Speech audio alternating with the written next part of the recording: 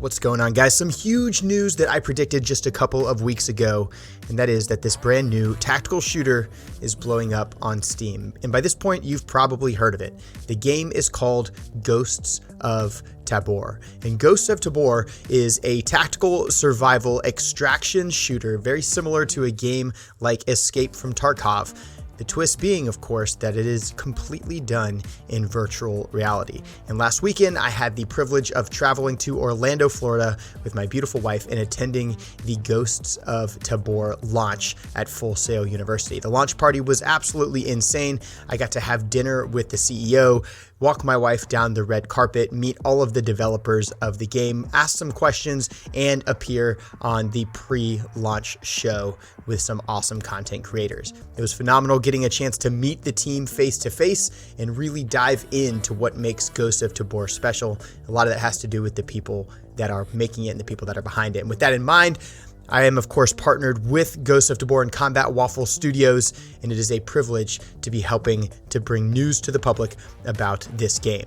So what's happened? How's this thing blown up the way it did? Well, it's pretty simple. The formula works. We know that extraction shooters are fun. We know that survival games are fun. It's kind of surprising, actually, that a game like this hasn't been released in virtual reality yet, and yet here we are, and now we have one. And it's pretty damn good. And this crew of some 14 people took about a year to make this game, which is an absurdly fast amount of time. As a result, the game itself, of course, is not perfect. It's just entered into closed beta. And with it, there are, of course, some bugs and some frame issues and some crashes and all those things associated with launching a new game made by a small studio.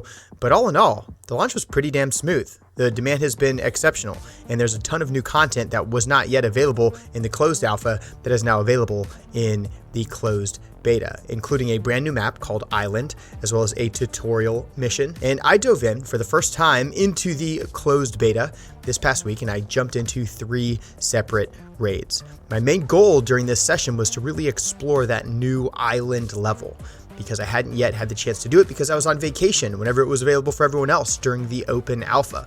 And so I went into the Island level without any gear at all. I did buy the Founding Fathers edition. I did benefit from having some starting loot, but I wanted to preserve that loot, go exploring on this new map, and really see what this outdoor environment could bring to Ghosts of Tabor. As you might recall, during the closed alpha period, the only level that was available to those of us who pre-ordered the game or had access to the closed alpha was a level called Silo, which was an indoor, intense CQB map. It was extremely fun, very well designed, still a great map, but it was inside. And it was really dark. So I was curious to see how you could possibly make a cross-platform virtual reality survival extraction shooter viable on a massive terrain that is outdoors with all the complex lighting and complex structures, and if they could keep to the same detail that they managed to deliver on the Silo map in the Island map. And I was pleasantly surprised. The Island map is gorgeous. I've spawned in 3 separate times, and each time had a very different experience. As I said, I went in basically naked all 3 times. And what I'd like to showcase for the rest of this video is each one of those raids chopped up into the most interesting pieces of them. Found some awesome loot, started from nothing, and definitely left with the bag on multiple occasions. Had some fantastic PvP encounters, and all in all, just got the heart rate pumping and had a freaking blast. Ghosts of Tabor is available right now. You can purchase it off of Steam or off of the Quest App Lab if you are on that headset. I know that you guys will enjoy it. Before I cut to the gameplay, I'd like to invite you guys to do 2 things. First is, if you're new here, I'd invite you to subscribe to the channel if you like tactical shooters, military simulations, combat simulations, or any sort of digital experience that has realism at the heart of it. Here we like to play those types of games with a mind towards realism. We try to do it without taking ourselves too seriously and learning a little bit in the process. The second thing I would invite you to do is to come on over to our Discord server, which is linked down in the description below. If you do that, you have the opportunity to join up into some badass squads with some good people. We've got something like 4,000 members over there, and there's constantly people looking to play games like Ghosts of Tabor, Ready or Not, Tactical Assault Virtual Reality, or any of the other games that I feature here on the channel. Let's take a peek at some of these raids. So I haven't checked out the Island of Tabor at all because this was part of the open alpha and I was on vacation, but I'm back. It's now available in the closed beta. So I'm going to go in completely naked and just go explore the map. I'm going to do it as an actual deployment just to see how I do. Let's go. Holy crap, there's like a dock here? Shit. Guess we're gonna go inside. The first raid was reasonably successful. I spawned in with nothing, managed to snap an NPC's neck and get my hand on an AK pretty early in the game.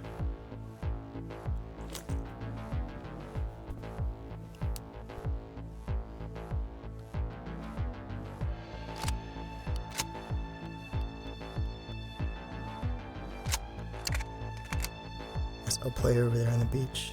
I knew I could see a player at range, but it would be a really tough shot to take, and I wouldn't be particularly effective with the AK's iron, so I waited for him to move through the reeds before I took a shot.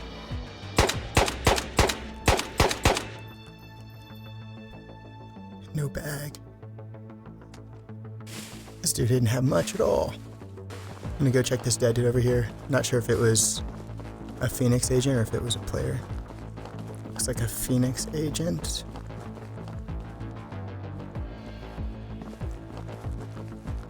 Nothing really valuable. Another one right there.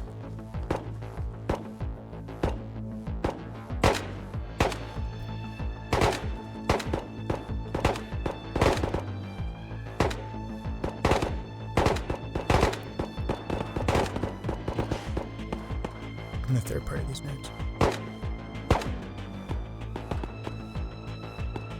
A little bit later, I was trying to find my way to the exfil when I noticed there was an ongoing firefight between a player and what I figured was NPCs, so I got involved as a third party and caught him as a disadvantage despite being pretty far away when I engaged.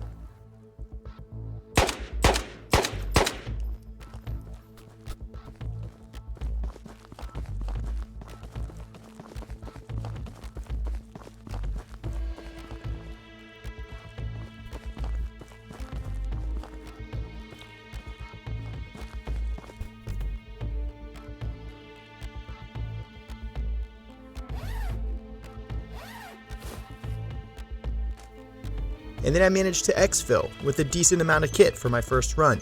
Not too shabby. The second raid was pretty interesting. I came in with a Makarov just thinking I could like assassinate somebody or an NPC if I needed to try to keep leveling my kit up. And after that I started moving. I came across this massive building that I just had to explore. Whoa, look at this spot. What a spot. I can see 1, 2, 3 Phoenix. I'm not gonna mess with that military base. I don't have the kit to fight in there.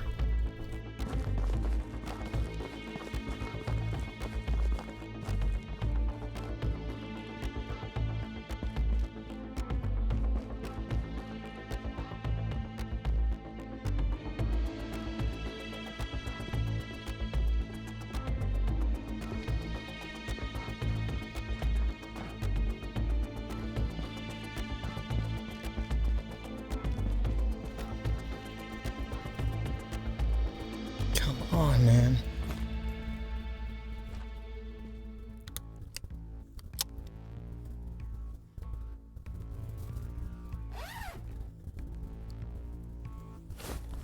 Can't catch a freaking break.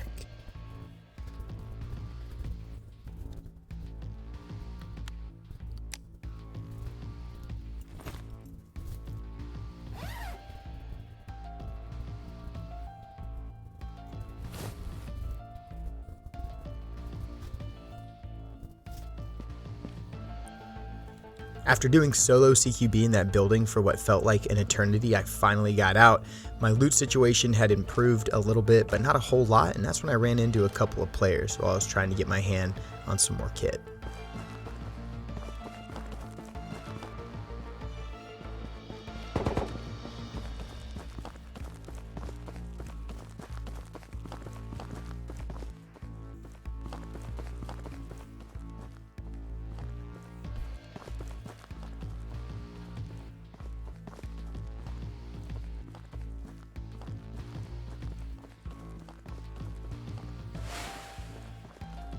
Dużo mi mówi, kurwa!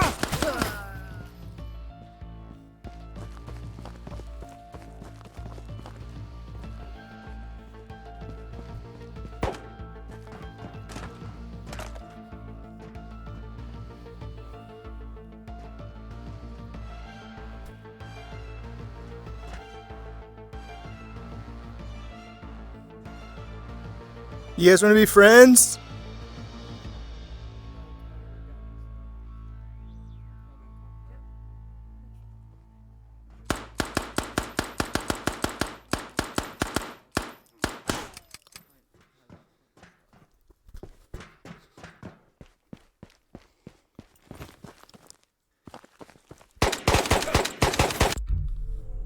Okay, so that encounter didn't go super good. After I killed the first guy, I thought he was running away or trying to come around the other end of the compound. So I was going for his dead buddy's gun, thinking that I could better defend myself with that since my MP40 was completely out of ammunition.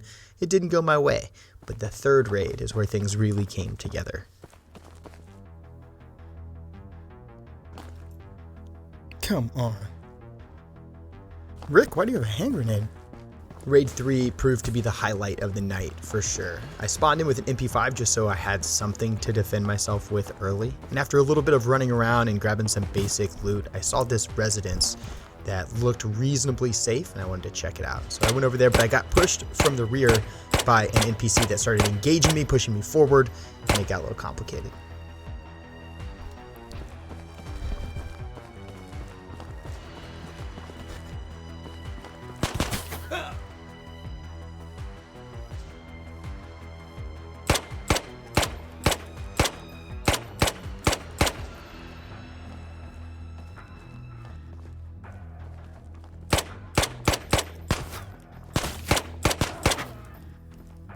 Not a good way to start.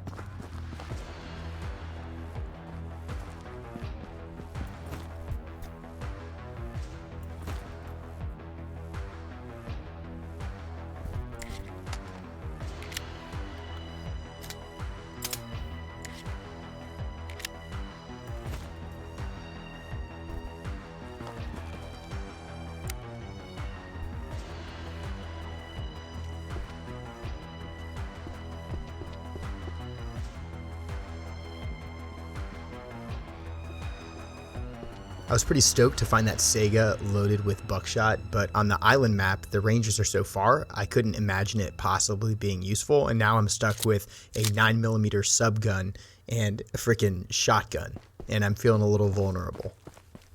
I came back across this dock house, and I was reasonably familiar with it, figured there was probably just NPCs in there because we were pretty late in the game, so I decided to clear it and scoop some loot.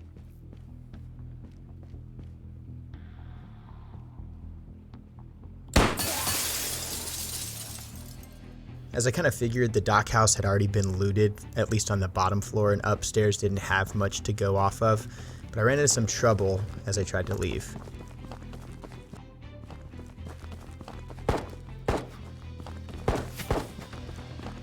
Guys, let's be friends! You don't have to be violent! So I'm shitting myself at this point. I know that there's two of them, they're already shooting at me, they're not willing to negotiate, and I'm stuck behind a rock in the open. Because there's two of them, I know my only chance of surviving this is to break contact back to the structure to my rear, because if I stay behind the rock, they can simultaneously come around both sides, and I can't cover both sides. So I'm retreating to an area where I know I only have to cover one angle. And then once I'm here, and I'm all set up, it's all about keeping my nerves, holding the angle, and being patient. And hoping they're silly enough to walk past this window. He's like the slowest resident looter. Like, what the fuck? If you can hear me, can you come the fuck out, please? What's up, bitch? Okay, so maybe the what's up, bitch was a little bit uncalled for, but his buddy still has no idea why his friend is dead. And at some point he was like, did he commit suicide? What was that? I think it clicked and he realized that I was alive and hunting them, but now it's a 1v1 and I still have the position of advantage, though I'm running dangerously low on ammo. Just a couple rounds left in this Sega and I've got another subgun on my chest.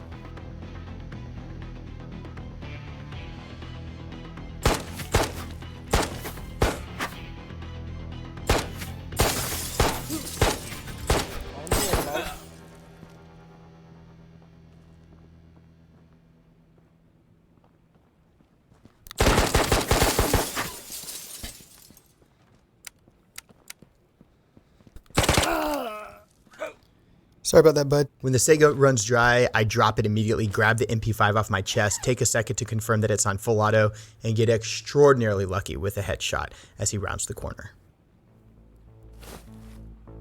So I got a backpack that was fully loaded with their gear. I got a shorty AK, a full-size AK, a ton of mags, a helmet. Like, I got all the kit off of these dudes. And as soon as I got all that stuff, I knew it was time to get the hell out of here. So I started working my way towards that exfil.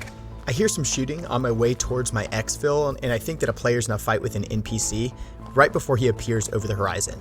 And this is one of the sickest shots I think I've ever hit in VR.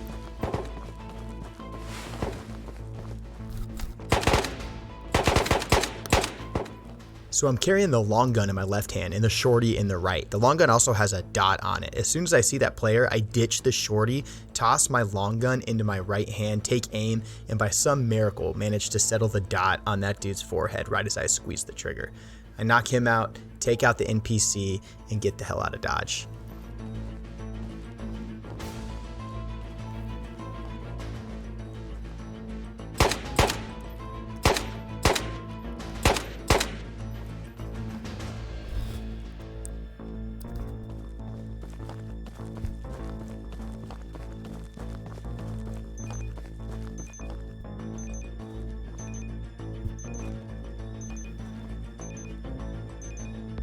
What a freaking run, boys. Let's go. 3 ghosts, 3 NPCs, and loot 4 days, and I went in with nothing. So after one night in Tabor, starting with a gun wall that was barren, desolate, and depressing, this is what it looks like now. I'm curious in the comments to get y'all's initial impressions on Ghosts of Tabor. Have you played it yet? What did you think of the gameplay? Does it look compelling? Does this get you to the point where you're ready to buy it? I look forward to reading those. I'm Controlled Pairs. This has been Ghosts of Tabor, and I'll see you guys in the next one.